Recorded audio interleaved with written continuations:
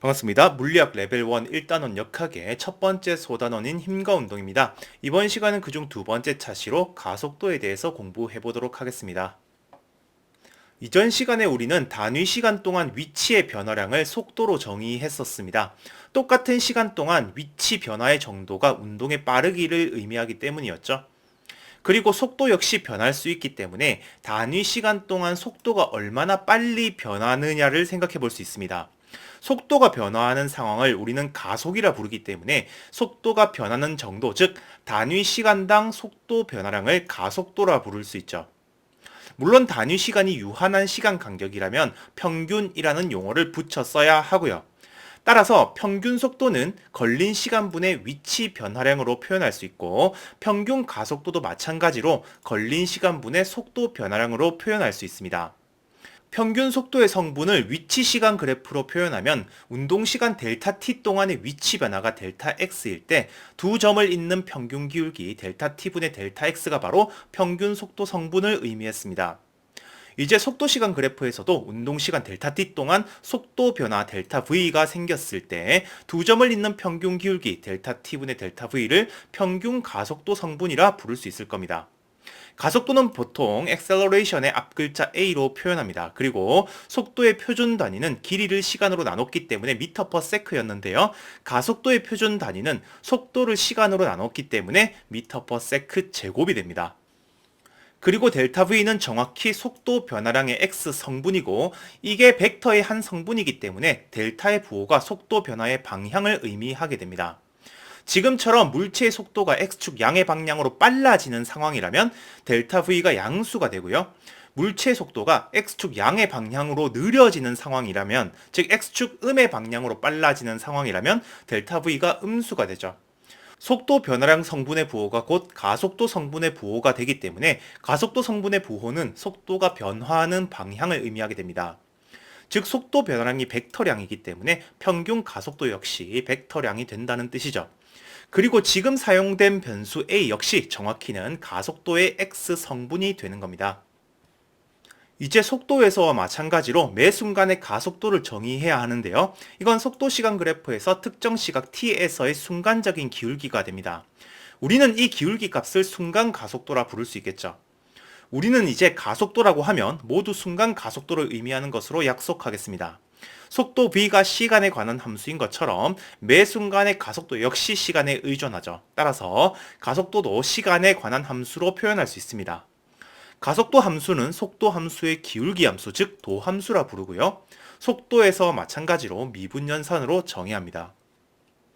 이전 차시에서 우리는 속도 함수가 위치 함수의 도함수라는 사실을 공부했었는데요. 이걸로 가속도랑 위치 사이의 관계를 생각해보면 가속도는 위치의 시간에 대한 이계 도함수, 즉 기울기 함수의 기울기 함수가 되는 거죠. 미분으로 표현하면 이렇게 쓸 수 있습니다. 물론 레벨 1에서는 미분 자체를 이해할 필요는 없고요. 이제 시간에 대해서 일정한 기울기를 가지는 속도 함수를 생각하겠습니다. 우리는 속도 함수의 기울기 함수가 가속도 함수라는 걸 알고 있기 때문에 이 기울기 값을 함수 값으로 가지는 가속도 시간 그래프를 그려볼 수 있습니다.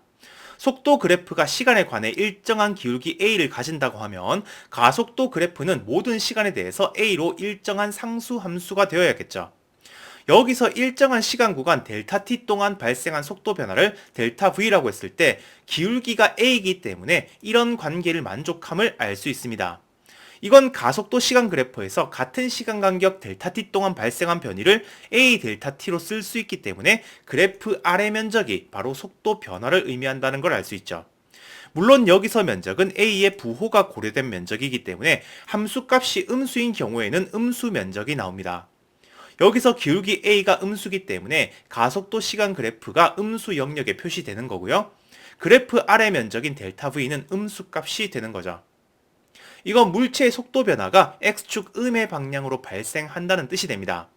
이 결과는 속도 함수의 기울기가 일정하지 않아도 성립합니다. 어떤 형태의 속도 함수든지 충분히 작은 시간 간격을 잡으면 이 시간 간격 동안 속도 변화량의 성분 역시 매우 작아지게 되는데요. 그렇게 되면 평균 기울기는 시각이 t인 순간의 기울기인 at가 됩니다. 이 식이 바로 가속도가 속도의 도함수가 됨을 말해주고 있죠.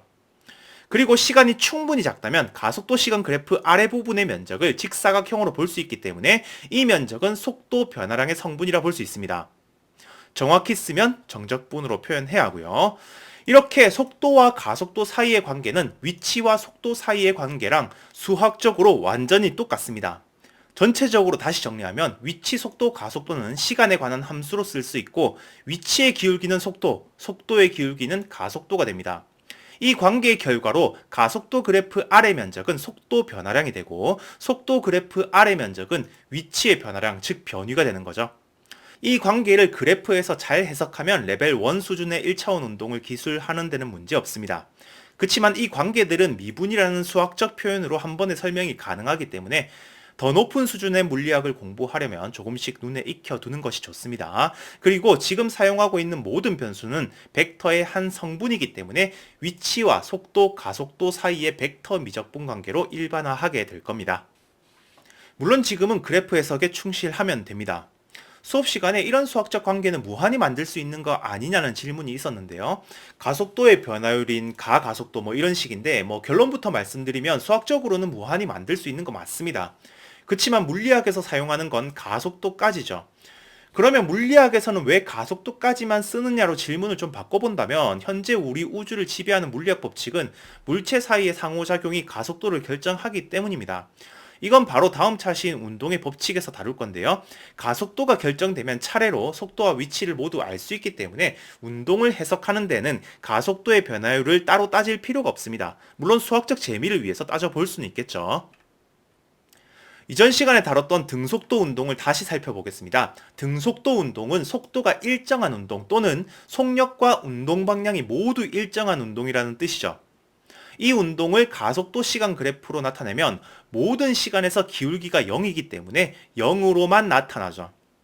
이건 속도가 어떤 값을 가지더라도 마찬가지이기 때문에 등속도 운동은 가속도가 0인 운동이 됩니다. 물론 속도가 0으로 일정한 상황, 즉 정지해 있는 경우의 가속도도 0이죠. 따라서 가속도가 0인 운동은 정지 혹은 등속도 운동이 됩니다. 이전 시간에 다뤘던 예제인 속도가 일정하게 변하는 운동은 다른 말로 가속도가 일정한 운동이 됩니다. 우리는 이걸 등가속도 운동이라 부르죠. 1차원 운동이기 때문에 가속도가 일정하다는 말은 가속도의 x 성분인 a가 시간에 따라서 일정한 상수값을 가지게 된다는 뜻입니다. 연습을 위해서 이 값을 2m/s 제곱으로 두겠습니다. 그러면 물체의 속도를 시간에 따라 그렸을 때 x축 양의 방향으로 초당 2m/s의 비율로 변화한다는 뜻이죠. 만약에 가속 운동한 시간을 3초로 잡으면 속도 변화량은 3초 동안 x축 양의 방향으로 총 6m/s 변화한 겁니다. 물론 여기서도 속도 그래프의 기울기가 2m/s 제곱으로 일정하기만 하면 되기 때문에 0초일 때 1m/s였다면 3초일 때는 7m/s가 되는 거죠.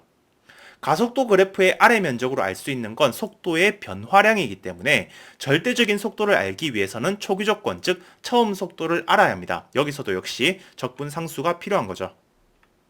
여기서 처음 속도 성분을 1m/s라고 뒀을 때 물체의 위치 시간 그래프도 그려보겠습니다. 여기서도 역시 초기 조건인 처음 위치가 필요한데요. 처음에 원점에 있었다고 치면 3초 동안 x축 양의 방향으로 12m의 변이가 발생했다는 걸 알 수 있습니다. 위치 시간 그래프에서 접선의 기울기는 해당 시각에서의 속도가 되고요. 3초 동안의 평균 기울기는 속도가 일정하게 변하고 있기 때문에 구간 양끝 속도의 평균인 4m/s가 되죠. 만약에 초기 속도 성분은 양수였는데 가속도 성분이 음수가 된다면 속도 성분은 음의 방향으로 변화하기 때문에 양의 방향으로 운동하다 멈추고 음의 방향으로 빨라지게 됩니다.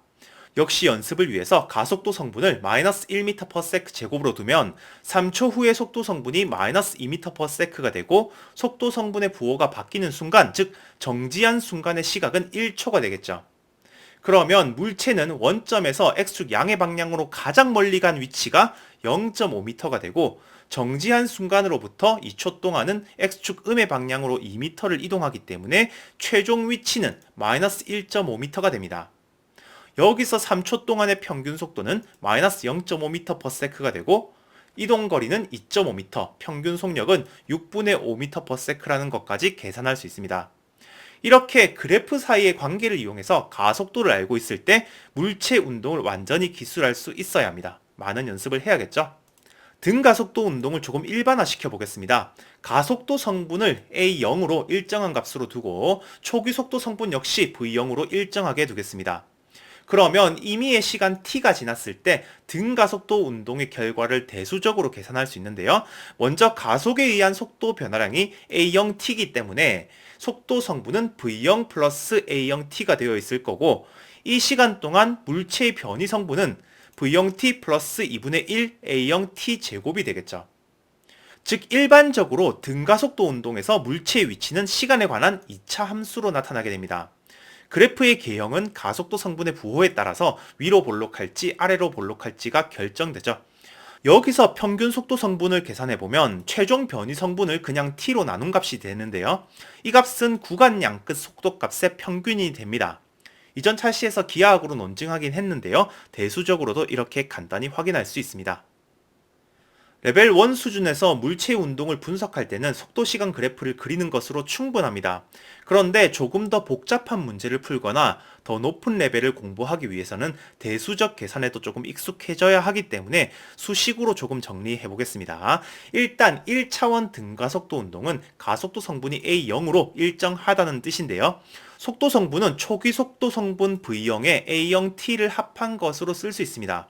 지금은 이걸 속도 시간 그래프를 이용해서 찾으면 됩니다. 그런데 레벨 2에서는 미적분 관계를 이용해서 바로 계산할 겁니다. 또 속도 성분이 이렇게 되면 위치 성분은 V0t 플러스 2분의 1 A0t 제곱이 되죠. 물론 이건 초기 위치를 0으로 잡았을 때의 결과입니다. 마찬가지로 지금은 속도 시간 그래프에서 찾을 수 있으면 되고, 나중에는 미적분을 써야 합니다. 지금 쓴 이 두 가지 식은 1차원 등가속도 운동의 일반적인 결과이기 때문에 어떤 책을 보더라도 중요한 공식으로 다루고 있죠. 연습을 많이 하다 보면 자연스럽게 외워지게 되겠지만, 조금만 더 공부해보면 너무 당연한 식이라서 외울 필요조차 없게 됩니다. 그리고 두 식을 연립해서 시간 t를 소거하면 v와 x 사이의 관계를 얻을 수 있는데요. 이건 등가속도 운동하는 물체의 시간에 관한 정보가 없어도 위치와 속도 사이의 관계를 바로 알 수 있는 식이죠. 이번에는 지표면 위에서 물체를 낙하시키는 상황을 생각해 보겠습니다. 지표면에서 낙하하는 물체는 질량에 관계없이 똑같은 크기의 가속도 g로 떨어지는데요. 우리는 이 일정한 가속도를 중력 가속도라 부르죠. 물론 가속도는 벡터량이기 때문에 방향까지 포함한 개념이고, g값은 중력 가속도의 크기가 됩니다. 지구의 표면에서 중력 가속도의 크기가 대략 9.8m/s 제곱이 된다는 건 조금 이따가 공부하게 될 겁니다. 여기서는 대수적으로 계산하기 위해서 그냥 g를 쓰겠습니다. 물체를 가만히 놓게 되면 물체는 연직선에서 1차원 운동을 하기 때문에 물체의 위치는 연직 아래 방향을 향하는 x축 좌표로 표현할 수 있습니다. 처음 위치를 원점으로 하고 아래쪽으로 운동할 거기 때문에 아래쪽 방향을 양의 방향으로 잡았습니다. 물체를 가만히 놓았다는 건 처음에 물체가 정지해 있었다는 뜻이기 때문에 시간 t에 따른 물체의 속도 성분은 플러스 방향으로 g만큼의 기울기를 가진 1차 함수가 될 겁니다. 따라서 가만히 놓은 다음에 시간이 t만큼 지나고 나면 물체의 속도는 플러스 방향으로 gt가 되고, 물체의 위치는 플러스 방향으로 2분의 1 gt 제곱이 되겠죠. 만약에 이 물체의 운동을 분석할 때 어느 위치에서 얼마만큼의 빠르기를 가지고 있는지를 알고 싶으면 바로 앞에서 유도했던 이 식을 이용해서 물체의 속도 성분 V가 위치 성분 X의 제곱근에 비례한다는 사실을 바로 얻을 수도 있습니다. 즉 언제는 관심 없고 어디서 얼마나 빠를지를 알고 싶을 때 쓸 수 있는 방법이죠. 이번에는 그냥 낙하시키지 말고 연직 위로 던져보겠습니다. 물체를 위로 던졌다고 해도 지표면 근처에 있는 물체는 아래 방향으로 g만큼 가속됩니다. 그냥 낙하시킨 거랑 차이가 있다면 초기 속도 성분이 0이 아니라는 거죠. 위로 던진 초기 속력을 v0으로 두면 x축 양의 방향이 아래쪽 방향이기 때문에 속도의 x 성분은 마이너스 v0이 됩니다. 가속도는 플러스 g 그대로고요. 따라서 위로 던진 물체는 시간이 g분의 v0이 되는 순간 정지하게 되는데요. 이때까지의 변이 성분이 마이너스 2g분의 v0 제곱이 되죠. 이 길이가 바로 원점으로부터 물체의 최고점 위치까지의 거리가 될 겁니다. 물체가 최고점에 도달한 이후에는 가만히 놓은 물체랑 똑같이 운동하게 되는데요. 여기서 재미있는 점은 올라가는 데 걸린 시간과 똑같은 시간이 한 번 더 흘렀을 때 낙하한 거리가 정확히 올라간 거리와 같기 때문에 G분의 2V0은 원점으로 되돌아오는데 걸린 시간이라는 거죠. 그리고 이 순간의 속도 성분을 확인하면 초기 속도 성분이랑 부호만 반대라는 걸 알 수 있습니다. 즉 같은 지점에서 속력은 같고 운동 방향만 반대 방향이라는 거죠. 이런 운동을 물리학적으로 분석할 때는 항상 좌표를 잡아야 하는데요. 1차원 운동이라면 지금처럼 하나의 축만 잡으면 되고 원점과 방향은 편한 대로 선택하면 됩니다. 지금 이 상황도 X축 양의 방향을 이렇게 위쪽 방향으로 잡아도 되는데요. 이렇게 잡으면 초기 속도 성분이 플러스 V0가 되고 가속도 성분이 마이너스 G가 됩니다. 그리고 물체가 멈추는 시간과 제자리로 돌아오는 시간은 앞에서랑 똑같이 계산할 수 있죠. 그런데 위치 성분의 부호가 다르게 계산되는 게 조금 이상해 보이지만 사실 이건 축 방향이 바뀌었기 때문에 벡터량들의 부호가 전부 바뀌었을 뿐입니다. 어차피 최고점의 높이가 2G분의 V0 제곱이라는 물리적 현상은 동일하죠. 이 상황도 그래프 없이 연습해 보겠습니다. 먼저 가속도 성분은 마이너스 G가 됩니다. 그리고 물체의 초기 속도 성분이 플러스 V0이고 등가속도 운동을 하기 때문에 속도 성분은 시간 t에 따라서 이렇게 기울기가 마이너스 G인 1차 함수가 되어야 하죠. 처음에는 머릿속에 그래프를 상상하면서 수식을 써도 좋습니다. 그리고 물체의 초기 위치 성분이 0이라고 하면 위치 성분은 시간 t에 따라서 이렇게 위로 볼록한 2차 함수로 표현되죠. 여기서 우리가 최고점의 높이를 구하려면 먼저 물체가 정지하는 순간의 시간 t탑을 구해서 이 순간의 변위 성분을 구하면 됩니다. 처음에 원점에서 출발했기 때문에 이 값이 최고점의 높이가 되겠죠. 만약에 물체가 원점으로 되돌아오는데 걸린 시간을 구해야 한다면 최종 변위가 0이 되는 시간 t0을 구하면 됩니다. 이건 2차 방정식의 풀이기 때문에 당연히 근이 두 개가 나올 건데요. 이건 수학적으로 x가 0의 값을 가지는 모든 t 값을 구한 거기 때문에 처음 던진 순간의 t 값도 같이 나온 거죠. 그러면 되돌아오는데 걸린 시간은 g분의 2v0이라는 걸 알 수 있습니다. 또 앞에서 유도했던 속도와 위치 관계식을 적용해보면 시간과 관계없이 어느 지점에서 어떤 속도를 가질지를 바로 알 수도 있습니다. 먼저 x가 0이 되는 위치에서의 속도 성분을 계산해보면 플러스 마이너스 v0이 나오는데요. 이건 물체가 원점 위치에서 가지게 될 두 가지 속도를 말해주는 겁니다. 물론 시간은 연립해서 제거한 변수기 때문에 알 수 없는 상황이고요. 이번에는 V0이 되는 위치 성분을 계산해보면 2G분의 V0 제곱으로 앞에서와 똑같은 결과를 얻을 수 있습니다. 대신에 이런 계산만으로는 언제 이 지점에 도달하는지는 알 수는 없죠. 이제 조금 더 응용된 예제를 다뤄보겠습니다. 정지한 물체 하나가 총 길이가 3L인 직선 트랙을 2대1로 나눈 두 구간에서 서로 다른 가속도로 등가속도 운동을 하고 있는 상황입니다. 왼쪽 구간에서는 크기가 A인 등가속도 운동을 하다가 오른쪽 구간에서는 크기가 2분의 A인 등가속도 운동을 하고 있습니다. 물체가 오른쪽 끝에 도달한 순간의 속력을 구해볼게요. 먼저 운동을 기술하기 위해서는 좌표가 필요하고 우리는 1차원 운동만 다루고 있기 때문에 트랙 방향을 X축 방향으로 잡겠습니다. 그리고 물체가 처음 멈춰있던 지점을 원점으로 잡으면 각 구간의 경계에서의 좌표는 L과 3L이 되겠죠. 이 물체가 트랙 위에서 어떻게 운동하는지를 직관적으로 기술하려면 속도 시간 그래프를 그려보는 것이 좋습니다. 물론 충분히 연습하면 바로 답이 보이는 문제긴 하지만 초심자라면 그래프부터 접근해보는 것이 좋습니다. 먼저 처음 구간에서는 정지에서부터 등가속도 운동하기 때문에 일정한 기울기를 가지는 그래프가 그려질 겁니다. 물체가 처음에 정지하고 있었기 때문에 등가속도 운동을 통해서 오른쪽에 도착하려면 가속도의 방향은 오른쪽일 수밖에 없기 때문에 양의 기울기로 그렸습니다. 그리고 첫 번째 구간이 끝나는 순간의 시각을 t1이라고 하면 이 순간의 속도 성분은 at1이고 위치 성분은 l이 되어야 되겠죠. 이 순간 물체의 x 좌표가 양수니까 그래프 아래 면적은 정확히 양의 면적이 되어야 하기 때문에 a가 음의 기울기를 가질 수 없다는 것이 그래프로도 확실합니다. 물리학을 공부할 때는 이런 것들을 정확히 짚어가면서 연습해야 합니다. 여기서 첫 번째 경계에 도착할 때 시각과 속도 성분은 A랑 L로 표현할 수도 있습니다. 이제 두 번째 구간을 보겠습니다. 절반 크기의 가속도로 등가속도 운동에서 3L의 위치에 도달하는 과정인데요. 여기에는 가속도의 방향이 두 가지가 있을 수가 있습니다. 두 번째 구간에서는 가속도의 방향을 두 가지 다 고려해야 하는 이유는 구간의 출발점에서 속도 성분이 오른쪽, 즉 오른쪽으로 운동하고 있는 상황이기 때문에 가속도 방향이 왼쪽이라도 오른쪽 방향의 변이를 만들 수 있기 때문이죠. 물론 2L만큼의 거리를 이동 못할 수도 있지만 따져는 봐야 된다는 겁니다. 만약에 가속도의 방향이 오른쪽, 즉 가속도 성분이 양수라면 이런 기울기로 2L만큼의 위치 변화를 만들 거고요. 가속도의 방향이 왼쪽, 즉 가속도 성분이 음수라면 이런 기울기로 2L만큼의 위치 변화를 만들어내겠죠.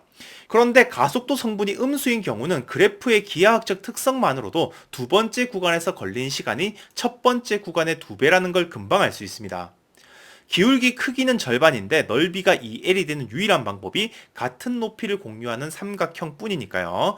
따라서 오른쪽 끝에 도착한 순간의 속도는 0이 된다는 것도 금방 알 수 있죠. 즉 왼쪽 방향의 가속도도 오른쪽 끝에 도달 가능한 상황입니다. 그리고 가속도가 오른쪽 방향인 경우는 그래프로는 금방 안 들어오기 때문에 도착한 순간의 시각을 t2로 두고 수식으로 직접 계산해 보겠습니다. 우리가 구해야 할 최종 속도 성분은 이렇게 되는데요. 그래프 아래 사다리꼴의 넓이가 2L이 되어야 하기 때문에 아까 구했던 T1의 결과랑 연립해서 최종 도착 시간과 속도 성분을 각각 구할 수 있습니다. 사실 문제가 물어보는 게 언제 도착했느냐, 즉 시간을 물어본다면 속도 시간 그래프를 그려서 분석하는 것이 좋습니다. 그런데 지금처럼 최종 도달 위치에서의 속력만 물어본다면 등가속도 운동에서 위치와 속도 사이의 관계를 이용하는 것이 편리합니다. 앞에서도 연습했지만 이 식은 시간 정보가 없는 대신에 위치와 속도 관계를 빠르게 계산할 수 있죠. 일단 가속도가 변하는 구간에서는 사용할 수 없기 때문에 두 구간에 각각 적용해야 하는데요. 위치 L에서의 속도 성분을 V1, 위치 3L에서의 속도 성분을 V2로 두면 첫 번째 구간에서는 초기 속도가 0, 가속도 성분이 A, 변이 성분이 L이기 때문에 이런 관계가 성립할 거고요. 두 번째 구간에서는 초기 속도 성분이 V1, 가속도 성분이 플러스 마이너스 2분의 A, 변이 성분이 2L이기 때문에 이런 관계가 성립하게 됩니다. 첫 번째 식을 풀면 V1을 바로 구할 수 있고 두 번째 식까지 연립하면 V2의 두 가지 해를 구할 수 있습니다. 위치에 따른 속도만 구하는 상황이라면 이 방법이 훨씬 간단하죠. 가속도가 한 번 변하기 때문에 전체 구간에서의 평균 가속도도 구해볼 수 있는데요. 평균 가속도를 구하려면 걸린 시간을 알아야 하기 때문에 속도 시간 그래프 해석을 해야 합니다. 물론 구간의 경계를 지나는 순간의 속도나 시간은 앞에서 계산했던 방식 중에서 자신이 편한 방식을 선택하면 되겠죠.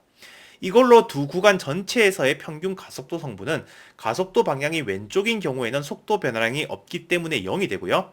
오른쪽인 경우에는 전체 걸린 시간분의 속도 변화량 성분이 되겠죠. 정리하겠습니다. 이번 시간에는 유한한 시간 간격인 단위 시간당 속도의 변화량은 평균 가속도라는 걸 공부했습니다. 시간 간격을 무한히 좁히게 되면 한순간의 가속도인 순간 가속도가 되죠.